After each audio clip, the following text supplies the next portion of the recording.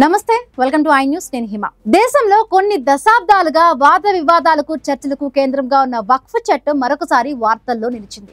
ఇటీవల సవరించిన ఈ చట్టంపై సుప్రీంకోర్టు సంచలనమైన తీర్పునిచ్చింది. అనేక సెక్షన్లపై స్టే విధించిన సుప్రీంకోర్టు మరికొన్నింటిపై కీలకమైన సూచనలు చేసింది. సుప్రీంకోర్టు తీర్పు ముస్లింలకు ఊరటనిస్తుందా లేక భవిష్యత్తులో మరింత గందరగోళానికి దారితీస్తుందా? దీనిపై పూర్తి వివరాలు ఇప్పుడు ఈ వీడియోలో చూద్దాం. ఒకవైపు ఆందోళన, మరొక వైపు హర్షం.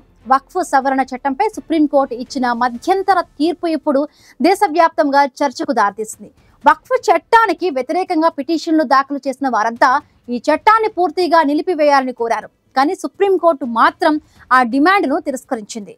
అయితే కోర్టు కొన్ని కీలకమైన సెక్షన్లపై స్టే విధించింది. వాటిలో ముఖ్యమైనది, ఒక వ్యక్తి వక్ఫ్ను ఏర్పాటు చేయాలంటే గత 5 ఏళ్లుగా ఇస్లాం మతాన్ని అనుసరిస్తూ ఉండాలనే నిబంధన. ఈ నిబంధనలపై సుప్రీంకోర్టు స్టే ఇచ్చింది. ఎవరు ఇస్లాం అనుచరులో ఎవరు కారో నిర్ధారించడానికి రాష్ట్ర ప్రభుత్వాలు నిబంధనలు రూపొందించే వరకు ఈ నిబంధన అమల్లోకి ఉండదని కోర్టు స్పష్టం చేసింది. ఇది ముస్లింలకు పెద్ద ఊరట అని పలువురు అభిప్రాయపడుతున్నారు.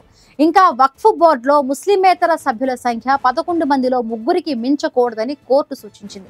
అంతేకాకుండా వక్ఫ్ బోర్డు చీఫ్ ఎగ్జిక్యూటివ్ ఆఫీసర్ వీలైనంత వరకు ముస్లిం అయి ఉండాలని సుప్రీంకోర్టు సూచన చేసింది. ఇది పూర్తిగా ఆదేశం కాదు, కానీ ఒక కీలకమైన సూచన. సుప్రీంకోర్టు తీర్పుపై ముస్లిం నాయకులు సంతోషం వ్యక్తం చేస్తున్నారు. ఇది ప్రభుత్వ కుట్రపై సుప్రీంకోర్టు ఇచ్చిన తీర్పు అని కాంగ్రెస్ నాయకుడు ఇమ్రాన్ ప్రతాప్ ఘడి అభిప్రాయపడ్డారు. ఈ చట్టంపై తమ పోరాటం కొనసాగుతుందని కూడా ఆయన స్పష్టం చేశారు. మరొక వైపు ఈ తీర్పుపై వివిధ వర్గాల నుంచి భిన్నమైన అభిప్రాయాలు వ్యక్తమవుతున్నాయి. భవిష్యత్తులో ఈ చట్టం ఎలాంటి మలుపులు తిరుగుతుందో చూడాలి.